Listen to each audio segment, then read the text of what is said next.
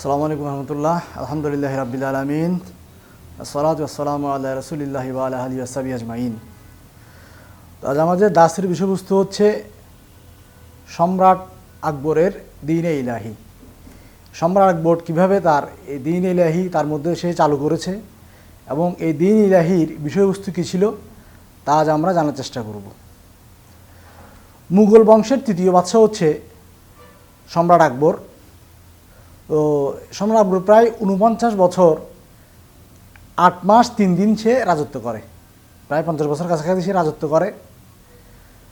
তো এই সিন্ধু অঞ্চলের সিন্ধু অঞ্চলে তার জন্ম। তার পিতার নাম হচ্ছে হুমায়ুন। তো সে মোটামুটি ছোটোবেলায় তার পিতাকে হারায়, নাবালক অবস্থায় পিতাকে হারায়। তখন বৈরাম খান এই সাম্রাজ্য পরিচালনা করত, সেই ছিল নাবালক। তো আকবরের পড়াশোনার প্রতি তেমন কোনো আগ্রহ ছিল না। তার পিতা তাকে শিক্ষা অর্জনের জন্য ব্যবস্থা করলেও সে শিক্ষা অর্জন না করে খেলাধুলা অস্ত্রবিদ্যাগুলোর প্রতি তার ঝোঁকটা বেশি ছিল। এই জন্য সে অনেকটা তাকে বলা হয় নিরক্ষর রাজা হিসেবে তাকে সে পরিচিত। তো সে মোটামুটি যখন একটা বয়সে এসে পরিণত হয়, তখন তার মার এবং তার ভাইয়ের পরামর্শে সে সিংহাসনে আসীন হয়। বৈরাম খানকে সে সমস্ত ক্ষমতা থেকে সে বাতিল করে দেয়। এতে বৈরাম খান একটু ক্ষুব্ধ হয়। বৈরাম খান অতিরিক্ত ক্ষমতা পেয়ে সে অনেক অপকর্ম শুরু করে, স্বেচ্ছাচারিতা শুরু করে সে। তো আকবর তার এগুলো যখন তার আকবরের সামনে প্রকাশ পায়, আকবর তার এগুলো বন্ধ করে দেয়, তার সকল ক্ষমতা ছিনিয়ে নেয়। এরপর বৈরাম খানের সাথে তার বৈরাম খান বিদ্রোহ করে, যুদ্ধ হয়। আমরা ওসব দিকে যাব না, আমাদের মূল বিষয়বস্তু হচ্ছে কি আকবরের ধর্মীয় মূল্যবোধটা কেমন ছিল। তো আকবর তার রাজত্বের প্রাথমিক পর্যায়ে আলেম ওলামা, তো বিভিন্ন বড় বড় বুজুর্গ যারা ছিল তাদের সাহচর্য গ্রহণ করত, তাদের কাছ থেকে পরামর্শ নিত এবং সে একজন নিষ্ঠাবান সুন্নি মুসলিম ছিল। সে হচ্ছে সুন্নি মুসলিম, মানে আহলে সুন্নাহ ওয়াল জামাতের একজন সে মুসলিম ছিল। তার মা হচ্ছে হামিদা বানু।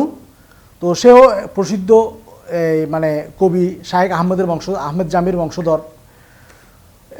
দেখা যেত আকবর সে খাজা আব্দুল শরীফের খুব ভক্ত ছিল। সে খাজা আব্দুল শরীফের মঈনুদ্দিন চিশতির মাজার জিয়ারত করত। সে হজও করেছে এবং তার রাষ্ট্র থেকে কেউ যদি হজে যেতে চাইতেও সম্পূর্ণ খরচ রাষ্ট্র বহন করত। মানে সে ইসলাম প্রচারের প্রসারে প্রাথমিক অবস্থায় সে খুব বেশি পরিমাণে কাজ করছে সে। এবং সে তার জীবন থেকে এটা জানা যায়, সে মসজিদে ইমামতি করত। মানে তার মসজিদের মধ্যে সপ্তাহের জন্য 7 জন ইমাম নিযুক্ত ছিল। তো বুধবারে সে নিজেই ইমামতি করতো। তাহলে আকবর কিন্তু সে মোটামুটি সে ইসলামের দিক দিয়ে সে খুব আগ্রহী ছিল। তার সে দিন ইসলাম প্রচার করার জন্য তার ভালো একটা আগ্রহ ছিল। তো পরবর্তীতে যখন তার মধ্যে এই ধর্মীয় মূল্যবোধের শুরু হয়, তার স্ত্রীদের অবদান ছিল এবং তার অমর্ত্যবর্গ মানে হচ্ছে কি যারা তার রাজদরবারের মধ্যে যারা ধর্মীয় যারা উপদেষ্টা ছিল, তাদের প্রভাবের সে আস্তে আস্তে তার মধ্যে কী চেঞ্জ হওয়া শুরু করে। এদের মধ্যে সবচেয়ে বেশি ছিল ইরান হতে আগত কট্টর শিয়া পণ্ডিতবর্গের বিভ্রান্তি তাকে বিপদগামী করতে ভূমিকা পালন করে। ইরান থেকে কিছু শিয়াপন্থী কিছু আলেম আসে, ওরা তার রাজদরবারে কাজ করা শুরু করে। এরাই মূলত আস্তে ধীরে ধীরে কী করে আকবরকে নষ্ট করা শুরু করে। এদের মধ্যে আবুল ফাদল ও ফাইদি এ দুজন, তাদের পিতা হচ্ছে মোল্লা মুবারক। এ ছিল শিয়া ধর্ম অবলম্বী। আবুল ফদল এবং ফাদি এদের দুজনের পিতা হচ্ছে মোল্লা মুবারক, এ হচ্ছে শিয়া ধর্মাবলম্বী। সে আস্তে আস্তে কী করে তাকে বিপদগামী করা শুরু করে শিয়াদের। এখন সে বিপদগামী কীভাবে করে, প্রথমে একটা ঘটনা ঘটে যে মাথুরার কাজী আব্দুর রহিম একটি মসজিদ নির্মাণের জন্য প্রয়োজনীয় সামগ্রী সংগ্রহ করেন। এক ব্রাহ্মণ রাতের অন্ধকারে ওগুলো অপসারণ করে তাদের একটা মন্দির নির্মাণ করে। মানে মাথুরার রহিম সে একটা মসজিদ নির্মাণের জন্য সরঞ্জামাদি সংগ্রহ করে, ওখানকার এক ব্রাহ্মণ কী করে তা চুরি করে সে একটা মন্দির নির্মাণ করে। তো এটা নিয়ে স্থানীয় মুসলিমগণ কাজীর দরবারে তারা বিচার করে। তো কাজী কী করে এই ব্রাহ্মণকে ধরে নিয়ে আসে। তো ব্রাহ্মণের বিরুদ্ধে অভিযোগ হচ্ছে কি 1 নম্বর হচ্ছে কি সে অন্যায়ভাবে মসজিদ নির্মাণের সরঞ্জাম চুরি করে। 2, সে যখন তাকে আটক করা হয়, মুসলিমরা যখন তাকে এটা নিয়ে যখন জিজ্ঞাসাবাদ করে, সে আমাদের নবী মুহাম্মদ সাল্লাল্লাহু আলাইহি ওয়াসাল্লামকে নিয়ে সে কটূক্তি করে। এরপর তাকে যখন আদালতে উপস্থিত হওয়ার নির্দেশ দেওয়া হয়, সে আদালতে উপস্থিত হতে সে কী করে, অস্বীকার করে। তাহলে এই তিনটা বড় অপরাধের কারণে তাকে এবার বন্দি করা হয়। বন্দি করে তাকে নিয়ে যাওয়া হয় রাজদরবারে, দিল্লিতে নিয়ে যাওয়া হয়। তো দিল্লিতে নিয়ে যাওয়ার পরে তাকে মৃত্যুদণ্ড তার দেওয়া হয়, তাকে মৃত্যুদণ্ড মানে ফাঁসি আদেশ দেওয়া হয়, তার মৃত্যুদণ্ড কার্যকর হয়, ব্রাহ্মণদের মৃত্যুদণ্ড কার্যকর হয়। কিন্তু সমস্যা বাদে আকবরের একটা রানী ছিল যোধবাই। তো ওই ব্রাহ্মণ কোনো এই ঘটনাচক্রে সে ছিল এক সময় রানী যোধবাইয়ের পুরোহিত, মানে ওই ব্রাহ্মণ ছিল রানী যোধবাইয়ের পুরোহিত। এখন রানী যোধবাই এটাকে মানে এটা মেনে নেয় নেই, মানে তার পুরোহিতকে মৃত্যুদণ্ড দেওয়া হবে। এরপরে কিন্তু ব্রাহ্মণের ফাঁসি কার্যকর হয়। তো আকবর একটা দোষ ছিল, ও নারীর প্রতি বেশি দুর্বল ছিল। তার অনেক স্ত্রী ছিল, মুসলিম স্ত্রী ছিল, হিন্দি স্ত্রী ছিল, খ্রিস্টান স্ত্রী ছিল, সব ধরনের স্ত্রীর মধ্যে ছিল। তো ওই স্ত্রীদের প্রভাব তার মধ্যে পড়ে। তো একদা আকবর জন্মবার্ষিকী অনুষ্ঠানে তাকে মনক্ষুণ্ণ ও বিমর্ষ অবস্থায় দেখে মোল্লা মুবারক তাকে এর কারণ জিজ্ঞাসা করে। মানে একদিনকে জন্মবার্ষিকীতে আকবর ছিল একটু ছিল, মানে অন্যমনস্ক। ওই মুবারক শিয়া ধর্মাবলম্বী মুবারক, ও এবার আকবর দিয়েছে আপনার কী সমস্যা বলেন। অর্থাৎ এই মোল্লা মুবারক মূলত ছিল সুযোগ সন্ধানী, সে চাচ্ছিল এমন একটা সুযোগ যেন আকবরকে সে বাগে আনতে পারে। তো ইতিপূর্বে তিনি দরবারি আলেম উলামা দ্বারা বহুভাবে নিগৃহীত হয়েছেন। কেউ মোল্লা মুবারক, মানে দরবারে যারা সুন্নি আলেম যারা ছিল তারা মুবারককে এখানে করার সুযোগ দিত না, কারণ যেহেতু সে শিয়া ধর্মাবলম্বী। তো তিনি হলেন ন্যায়পরায়ণ শাসক ও মুস্তাহিদ, মানে সে হচ্ছে কি আকবর।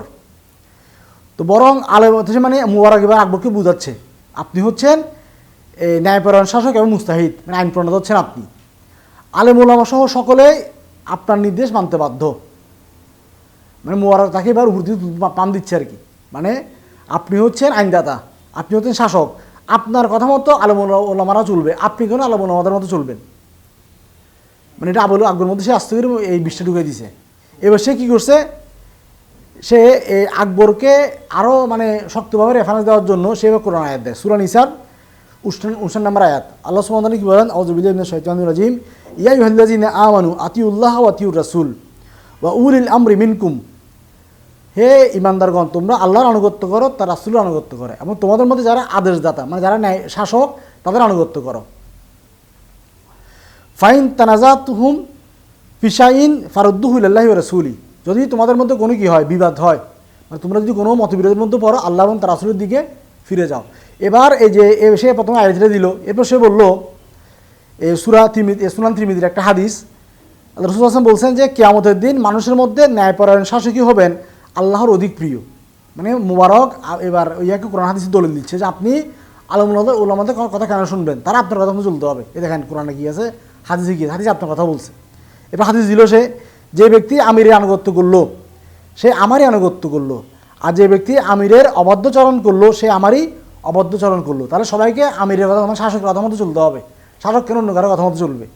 এভাবে সে বিভিন্ন ধরনের প্রমাণাদি দিয়ে আকবরের মধ্যে এটা বোঝা যায় যে আপনি আলেমুল্লাহ আমাদের চেয়ে মর্যাদাশীল। আলেমুল্লাহরা আপনি যা বলবেন তা শুনবেন, এবং আপনি যেটা বলবেন সেটাই হচ্ছে আইন, তাদের কথা মতো আইন হবে না, আপনি যা ইচ্ছে তা আপনি করবেন। এভাবে মুবারক কী করে আকবরকে মানে ওই যে ইসলাম থেকে মানে আলেমুল্লাহদের পরামর্শ থেকে তাকে দূরে সরাই ফেলে। এখন তো আকবর তার মতো করে কি নিবে, সিদ্ধান্ত নিবে। এরপর এবার হলো অধ্যাদেশ। যেহেতু আকবর বুঝে গেছে যে কি সেই সর্বসময় ক্ষমতার অধিকারী, এবার অধ্যাদেশ ও ঘোষণাপত্রের মাধ্যমে আকবর ধর্মীয় বিষয়ে হস্তক্ষেপ করার একছত্র ক্ষমতা লাভ করে। মানে সে বেশি এখন যাচ্ছে তা করবে এবার, কারণ ওই যে কোরআন আয়াত হাদিস দিয়ে তাকে বিভ্রান্তি করছে। এটা কিন্তু আজকে আমাদের সমাজ একই রকম হচ্ছে। কোরআন আয়াত দিয়ে বলা হচ্ছে আপনি পিঠ ধরতে হবে, কোরআন আয়াত দিয়ে বলা হচ্ছে একদম মুসলিমে কী করতে পারবে, মদ পান করলে হত্যা করে ফেলতে পারবে, যে সুদ খেলে তাকে হত্যা করতে পারবে, যারা খারেজি যারা আছে এরা আজকে কীভাবে কোরআন আয়াতকে অবব্যাখ্যা করে একদম মুসলিমের রক্ত হাল করে ফেলতেছে। তারপর যারা পিঠ ধরতেছে তারাও কিন্তু কি এই কোরআন আয়াত দিয়ে পিঠ ধরতেছে, বলছে আউলিয়ার কাছে যাইতে হবে, অলির কাছে যাইতে হবে, সেও কিন্তু কোরআন আয়াত দিয়ে মানুষকে ভুল ব্যাখ্যা করে কাজ করতেছে। আচ্ছা, এরপর তো এতে তাকে আইনের সর্বোচ্চ কর্তৃপক্ষ বলে স্বীকৃতি প্রদান করা হয়, এবং এই বিষয়ে তিনি বিশেষজ্ঞ আলেমদের পরামর্শ গ্রহণ করিতে মোটে বাধ্য নন। ওটা অধ্যাদেশে জারি করা হয়, বরং তারাই তার নির্দেশ শিরোধার্য করতে বাধ্য। আলেম ওলামারা উল্টো তার কথা কিন্তু চলতে হবে। মোল্লা মুবারক অসৎ উদ্দেশ্য প্রণোদিত হয়ে কোরআন ও সুন্নাহর দলিল দ্বারা আকবরের অন্তরে তাহার বক্তব্য বদ্ধমূল করেন। মানে এভাবে মুবারক আকবরকে তার হাতে নিয়ে আসে। তিনি নিত্য নতুন ফরমান জারি করে দিন ইসলামের মর্মমূলে কুঠার আঘাত হানতে থাকেন। এইভাবে তার আকবরে শুরু হয়, ইচ্ছা মতো সে যেভাবে তার সুবিধা হয় সেভাবে বিধান বানানো শুরু করে। সে কি করে? ফার্স্ট কাজ তার মুশরিক রমণীদের বিবাহ। কোরআন মাজিদে স্পষ্টভাবে বলা হয়েছে কি, ওয়ালা তানকিহুল মুশরিকাতি হাত্তা ইয়ামিন্না ওয়ালা আমাত্তু মুমিনাতুন খায়রুম মিন মুশরিকাতি ওয়ালাউ আজাবাতহুম। তোমরা মুশরিক নারীদেরকে ঈমান না আনা পর্যন্ত বিবাহ করিও না। মুশরিক নারী তোমাদের মুগ্ধ করিলেও নিশ্চয় মুমিন কৃতদাসী তাহাদের অপেক্ষা উত্তম। ওয়ালা তুনকিহুল মুশরিকিনা হাত্তা ইউমিনু ওয়ালা আবদুন মুমিনুন খায়রুম মিন মুশরিকি ওয়ালাউ আজাবকুম। তোমরা মুশরিক পুরুষদের নিকট তাহাদের ঈমান না আনা পর্যন্ত বিবাহ দিও না। মুশরিক পুরুষ তোমাদের মুগ্ধ করিলেও নিশ্চয় মুমিন কৃতদাস তাহার অপেক্ষা উত্তম। মানে একটা মুশরিক সুদর্শন পুরুষের চেয়েও একজন মুমিন কৃতদাস দাস উত্তম। কিন্তু আকবর কী করছে? মুশরিক বিবাহ বৈধ করে দিছে। আকবর কোরআনের এই নির্দেশ লঙ্ঘন করে হিন্দু রমণীদের কেবল বিবাহ নয়, রাজকীয় অন্দরমহলে তাহাদের পূজা পার্বণের অনুষ্ঠানের সুষ্ঠু ব্যবস্থা করে দেন। তার এক স্ত্রী ছিল রাজা বিহারী মালের কন্যা ও রাজা ভগবান দাসের ভগ্নী। তার অপর স্ত্রী হচ্ছে, একটু আগে বলছি, যোধপুরের রানী যোধভাই। তো এইভাবে সে কী করে? একটা জিনিস চালু করে। তো এই সকল রমণীর প্রভাবে, যে হিন্দু যে সকল তার স্ত্রী ছিল, এই সকল রমণীর প্রভাবে আকবর হিন্দু ধর্মের আচার অনুষ্ঠানের প্রতি মারাত্মকভাবে ঝুঁকে পড়েন। তো হিন্দু যোগীদের সহিত গভীর সম্পর্ক স্থাপন করেন। এমনকি তিনি যোগীপুরা নামে একটি স্বতন্ত্র আবাসিক এলাকা নির্মাণ করে দেন এবং রাজকোষে তাদের জন্য ভরণ পোষণের ব্যবস্থা করেন। এমনকি সে যে তার মুদ্রা যেগুলো ছিল, ওই মুদ্রার মধ্যে সে রামচন্দ্রের তীরধনুক কী করে, ওখানে আমাদের মুদ্রার মধ্যে কী থাকে, যে আমাদের শিলে যে শাপলা বা মনে করো মানুষ ছবি থাকে না, এরকম সে মুদ্রার মধ্যে কী করছে? রামচন্দ্রের তীরধনুক সে স্থাপন করে দিছে, মুদ্রা চালু করে দিছে এভাবে। হ্যাঁ, তো হিন্দুদের ধর্মের প্রতি আকবরের আকর্ষণ লক্ষ্য করে হিন্দু ব্রাহ্মণরা পরিকল্পনা মাফিক তাদের পুরাতন পুস্তিপুতক হইতে আকবরকে তথাকথিত ভবিষ্যৎবাণী পড়ে শোনান যে হিন্দুস্তানে একজন ন্যায়পরায়ণ শাসক জন্মগ্রহণ করবেন, যিনি গাভী ও ব্রাহ্মণ দিগকে সম্মান করবে। মানে কিছু পুরাণ বই নিয়ে আসতে, আকবর তো হচ্ছে নিরক্ষর, কিছু পুরাণ বই এনে বলতে আমাদের কী দেওয়া, এতে লেখা আছে কি, পুঁথিতে ভারতবর্ষে একজন রাজা আসবে যে ব্রাহ্মণদেরকে সম্মান করবে, গাভীকে সম্মান করবে।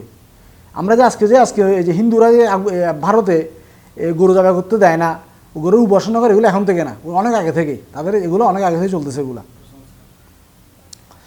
তো তাদের মুখে এই কথা শুনে এবং অতি পুরাতন দস্তাবেজ দেখে আকবর ব্রাহ্মণদের প্রতি আরও অধিক শ্রদ্ধাবনত হয়। মানে আমার কথা ইয়ার মধ্যে আছে, হিন্দুদের পুঁথিতে আছে, সে আরও খুশি হয়ে যায়।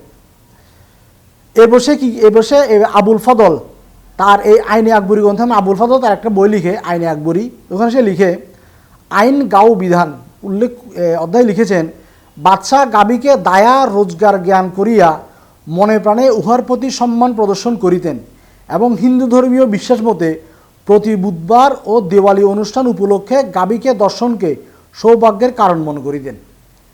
মানে আকবরকে এমনভাবে সে হিন্দু ধর্মের প্রতি সে আসক্ত হয়, সে প্রতি বুধবার গাবি দর্শনকে মনে করত কি এটা একটা সম্মানের বা একটা সৌভাগ্যের বিষয়। এটা এর বিষয়ে পরবর্তীতে আকবর গরু জব করার পর কী করে দেয়, নিষেধাজ্ঞা জারি করে সে। এটা কিন্তু এখানে কিন্তু হিন্দুদের ইন্ডিয়াতে আসছে না, তো কিন্তু আমাদের কে জারি করছে, কে?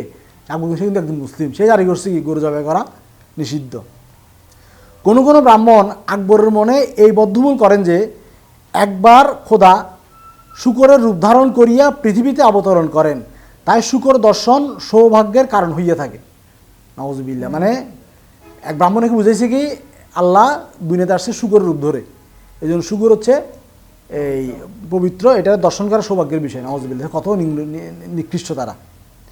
রাজপুত রানীগণ ও হিন্দু ব্রাহ্মণদের প্রভাবে আকবর গোস্ত ভক্ষণ করে কী করে ত্যাগ করে, সে গরু গোস্ত খাওয়া বন্ধ করে দেয় একেবারে। এমনকি তার রান্না রন্ধনশালাতে গরু গোস্ত রান্না করা বন্ধ করে দেওয়া হয়। শুধুমাত্র বিশেষ জন্মদিবস ছাড়া, তার জন্মদিবস ছাড়া আর কোনো কিছু রান্না করা হইতো না। এরপর সে এই এক জৈন ধর্মগুরু, জৈন ধর্ম যেটা আছে তাদের প্রভাবে সে পেঁয়াজ রসুন ভক্ষণ করা ত্যাগ করে। এগুলো হচ্ছে তার দ্বীন ইলাহির বিভিন্ন রীতিনীতি। হিন্দুদের প্রভাবে আকবর সূর্যের প্রতি সম্মান প্রদর্শন করা শুরু করে, শয়তানের পূজা। শয়তান কী করে? সূর্যের উপাসনা করে। এই জন্য রাসূল সাল্লাল্লাহু আলাইহি ওয়াসাল্লাম বলছে, যখন সূর্য উদিত হয় এবং যখন সূর্য অস্ত যায় তখন তোমরা ইবাদত করিও না, সালাত আদায় করিও না। কারণ সূর্য উদিত হয় শয়তানের দুই সিংহের মাঝখানে, শয়তানের সিং আছে। যখন সূর্য উদিত হয় তখন শয়তান কী করে? এটার পূজায় বসে যায়, ইবলিস। এজন্য সূর্য অস্ত এবং সূর্যোদয়ের সময় ইবাদত করা নিষিদ্ধ। আর এর আকবর রাজা কী করে? সূর্যকে সে কী করে? উপাসনা করা শুরু করে দেয়। তার এই প্রতি প্রদর্শন করা এই এখন সূর্য দেবতা রাজা বাদশাদের পৃষ্ঠপোষক। এই কারণে শনিবার যে কোনো প্রকার জবে বন্ধ থাকিত এবং বাদশাহ ওই দিন তাহার অনুগামীদিগকে লইয়া চিল্লাই মগ্ন হইতেন। মুসলমানদের এ ধারণা দেওয়ার চেষ্টা করা হয়েছে যে সূর্য যদি সম্মানযোগ্য বস্তু না হইতো তাহলে কোরআনে উহার উল্লেখ হইতো না। দেখছি কত বড় মানে কোরআনে যেহেতু সূর্যের নাম আসছে, তখন সূর্য নিশ্চয় বড় একটা জিনিস, এজন্য এটাকে সম্মান করতে হবে।